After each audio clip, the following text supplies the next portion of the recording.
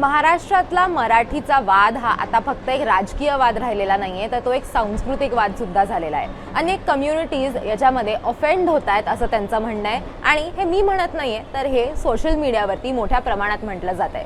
नेमकं काय झालेलं आहे ते आपण या व्हिडिओतनं समजून घेणार आहोत। एक ट्विट आलं समोर, ज्या ट्विटमध्ये एका बिझनेसमननं असं म्हटलं की मी 30 वर्षांपासून मुंबईत राहतोय पण मी मराठी शिकणार नाही आणि त्याचं कारण म्हणजे राज ठाकरे। आता नेमका प्रसंग काय घडलेला होता, नक्की काय झालेलं होतं ते आपण बघणारच आहोत। आपल्याला माहिती आहे की मीरा रोडला गेल्या अगदी काल परवाची गोष्ट आहे की तिथं मनसैनिकांनी एका दुकानदाराला मारहाण केली कारण त्यानं मराठीमध्ये बोलणार नाही असं म्हटलं। मीरा रोड पे तो हिंदी ही चलती है, मराठी कहाँ चलती है असं त्यांनी म्हटलं आणि त्यानंतर मनसैनिक आक्रमक झाले आणि हा वाद जो होता तो आणखीन पेटला।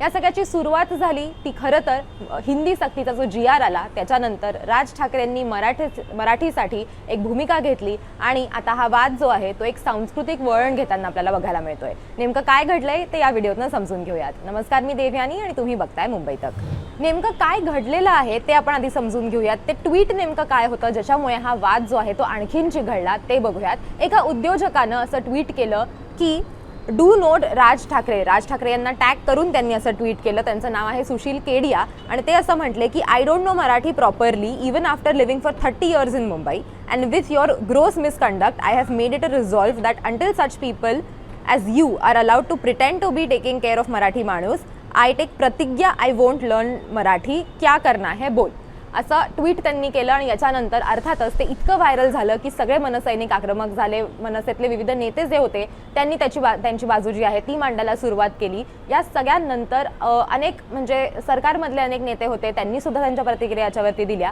पण या सगळ्याचं याला आणखीन एक वळण आलं कारण सुशील केडिया यांनी त्यानंतर आणखीन 2 ट्विट्स केले आणि त्याच्यात ते काय म्हटलेत तर please note CP Mumbai police Devendra Fadnavis open threats of violence are being issued by Raj Thackeray workers please provide me safety. म्हणजे त्यांचं असं म्हणणं होतं की मनसैनिकांकडून राज ठाकरेंच्या माणसांकडून मला धमक्या येत आहेत आणि प्लीज मला प्रोटेक्शन द्या असं त्यांनी याच्यामध्ये म्हटलेलं होतं। Is an Indian having any rights to dignity and safety in Maharashtra today is a question even our home minister Amit Shah ji might ponder on as well। म्हणजे त्यांचं थोडक्यात असं म्हणणं आहे की भारतामध्ये कुठेही सेफ्टी डिग्निटी राहिली आहे का, उरली आहे का, याचा अमित शहा यांना स्वतःला देखील यांना प्रश्न पडलेला असेल महाराष्ट्राबाबतचा असं याच्यामध्ये म्हणतात। आता नेमकं काय घडलेलं होतं तर म्हणजे या दुकानदारांना सुद्धा हे ट्विट जे आहे ते का केलं त्याचं कारण नेमकं काय ठरलेलं होतं तर मीरा रोडवरती ज्या वेळेला हिंदी सक्तीचा GR रद्द झाला त्यानंतर मनसैनिक जे आहेत ते एक विक्ट्री त्यांची जी आहे ती सेलिब्रेट करत होते की त्यांनी हा मुद्दा जो होता तो लावून धरलेला होता। त्याच्यामुळे त्यांचं सगळीकडे सेलिब्रेशन जल्लोष जो आहे तो सुरू होता। त्यावेळेला मीरा रोडला त्यांनी जाऊन एका दुकानात मिठाई घेण्यासाठी म्हणून ते गेले आणि तिथला जो दुकानदार होता त्याच्या माणसांनी हिंदीमध्ये मनसैनिकांशी संवाद साधला आणि त्यानंतर मनसैनिक आक्रमक झाले आणि त्यांना मारहाण केली किंवा त्यांना शिवीगाळ केली, त्यांच्यावरती चिडचिड केली असा व्हिडिओ जो आहे तो सोशल मीडियावरती व्हायरल झाला। पण त्यानंतर मनसेचे नेत्यांनी ज्यावेळेला स्पष्टीकरण दिलं त्यावेळेला त्यांचं असं म्हणणं होतं की तुम्ही फक्त 40 मिनिटांची क्लिप बघितली, 40 सेकंदांची क्लिप बघितली ज्याच्यामध्ये आम्ही त्यांना मारहाण करताना दिसतोय, पण त्याआधी जे दुकानदार होता आणि त्याचे जी माणसं होती त्यांनी काय मगरुरीच्या भाषेमध्ये आमच्याशी भाष्य केलं, ते आमच्याशी कसं बोलले हे तुम्ही बघितलेलं नाहीये, तर पूर्ण व्हिडिओ जो आहे तो आम्ही तुम्हाला देतो अशी त्यांची बाजू होती ती त्यांनी लावून धरली। या सगळ्यानंतर तिथले जे सगळे दुकानदार होते त्यांनी बंद ठेवलेला होता, बंद पुकारलेला होता। दिवसभर त्यांनी आंदोलन केलं मनसेच्या विरोधात आणि त्यानंतर त्यांची जी बाजू होती ती सुद्धा त्यांनी मांडली।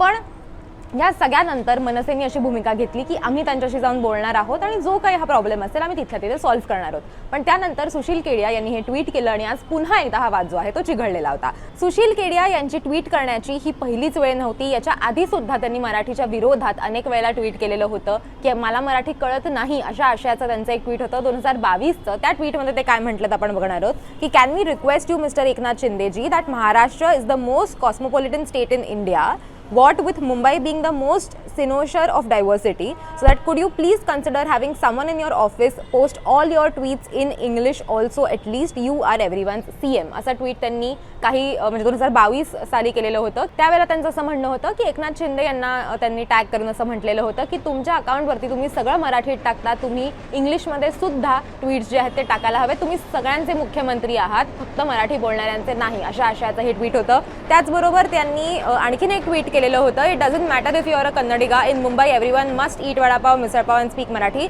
I am sure every time Siddaramaiah visits he will set up examples himself.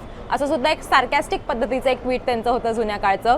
त्याचबरोबर एक त्यांचं ट्विट अशाही आशयाचं होतं की गुजरात ही म्हणजे गुजरात किंवा गुजराती ही सगळ्यात जास्त बिझनेस देणारं हे राज्य आहे किंवा सगळ्यात जास्त गुजराती बोलली जाते, असं सुद्धा एक ट्विट जे आहे ते त्यांनी याच्यामध्ये केलेलं होतं. त्याच्यामुळे अनेकदा त्यांनी भाषेवरनं याच्या आधीसुद्धा ट्विट्स केलेले आहेत. ही काही त्यांची पहिलीच वेळ नव्हती. आता हे नक्की कोण आहेत आणि त्यांचं प्रोफाईल नेमकं कसं आहे ते आपण समजून घेणार आहोत की आत्तापर्यंत म्हणजे त्यांनी ट्विट केलं तर ते इतकं व्हायरल का झालं, त्यांचं आत्तापर्यंतचं शिक्षण काय आहे, त्यांचा प्रोफाईल काय आहे, हे सगळं आपण आत्ता समजून घेणार आहोत. तर आपण जर बघितलं तर ते शेअर बाजाराचे मार्गदर्शक आहेत.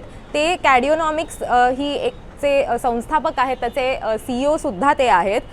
ते त्यांना स्वतःला डिजिटल क्रिएटर सुद्धा म्हणतात. त्यांच्या फेसबुकवरती त्यांनी तसं लिहिलेलं आहे. त्याचबरोबर साधारण 30 वर्षांपासून ते मुंबईत राहतात असं त्यांनीच स्वतः त्यांच्या ट्विटमध्ये सांगितलेलं आहे. त्याचबरोबर GARP FRM मध्ये त्यांनी रिस्क मॅनेजमेंटचं शिक्षण घेतलेलं आहे. तसंच नॅशनल युनिव्हर्सिटी ऑफ सिंगापूरमध्ये फायनान्शियल इंजिनिअरिंगचं त्यांनी शिक्षण घेतलेलं आहे असं सुद्धा त्यांच्या सोशल मीडियावरनं आपल्याला कळतं. त्याचबरोबर CAIA असोसिएशनमध्ये पर्यायी गुंतवणूक, मार्केट टेक्निशियन असोसिएशनमध्ये चार्टर्ड मार्केट टेक्निशियनचं शिक्षण त्यांनी घेतलं. बिर्ला हायस्कूलमध्ये तसंच कोलकाता येथील सेंट झेवियर्स कॉलेजमध्ये व्यवसाय अर्थशास्त्राचं शिक्षण सुद्धा त्यांनी घेतलेलं आहे असं त्यांनी याच्यामध्ये नमूद केलेलं आहे. लिंक्डइनला त्यांनी जी माहिती टाकलेली आहे त्याच्यात आपल्याला असं दिसतं की मालकी व्यापार, संस्थात्मक संशोधन आणि विक्री, पर्यायी गुंतवणूक धोरण आणि गुंतवणूक व्यवस्थापन या क्षेत्रातील भारतीय इक्विटीजमधील 2 दशकांच्या प्रदर्शनामुळे मला या बाजाराचा समग्र माहिती त्यांना जी आहे ती मिळालेली आहे असं त्याच्यामध्ये त्यांचं म्हणणं आहे. त्याचबरोबर त्यांनी अनेक पोस्टमध्ये किंवा आत्तासुद्धा त्यांनी हे जे रिसेंटली ट्विट केलं आहे त्याच्यामध्ये आपल्याला हे लक्षात येतं की प्रचंड त्यांनी रिॲक्शन्स जे आहेत त्या दिलेल्या आहेत. म्हणजे एक ट्विट करून ते शांत बसले नाहीत, तर त्याच्यानंतर सुद्धा त्यांनी असंख्य लोकांना त्याच्यावरती रिप्लाय केलेले होते. त्यांचं असं म्हणणं होतं की गुंडागिरीचं समर्थन तुम्ही मराठीच्या नावाखाली करू नका, 7वी भाषा शिकायचं तुम्हाला शिकायची असेल तर तुम्ही शिका, पण त्याची जबरदस्ती नसायला हवी. अशा विविध जे ट्विट्स आहेत किंवा भाषेच्या नावाखाली तुम्ही मारहाण करू नका, अशा विविध गोष्टी ज्या आहेत त्या त्यांनी त्यांच्या ट्विट्समध्ये रिप्लाईजमध्ये लिहिलेल्या आहेत लोकांना. त्याचबरोबर सातत्यानं ते सरकारला असं म्हणतात की मला भीती आहे, मला मनसेचे लोक जे आहेत ते कार्यकर्ते जे आहेत ते मला धमक्या देतात, त्याच्यामुळे मला सुरक्षा द्या, असं सुद्धा त्यांनी ट्विट जे आहे ते केलेलं आहे. तुम्हाला या सगळ्याबद्दल काय वाटतं ते आम्हाला कमेंट करून नक्की सांगा. दिवसेंदिवस हा विषय जो आहे तो आणखीन चिघळत चाललेला आहे. तुमचं मत जे आहे ते सुद्धा तुम्ही कमेंट बॉक्समध्ये सांगू शकता. आणि तुम्ही जर मुंबई तकला सबस्क्राईब केलं नसेल तर मुंबई तकला सबस्क्राईब करायला विसरू नका.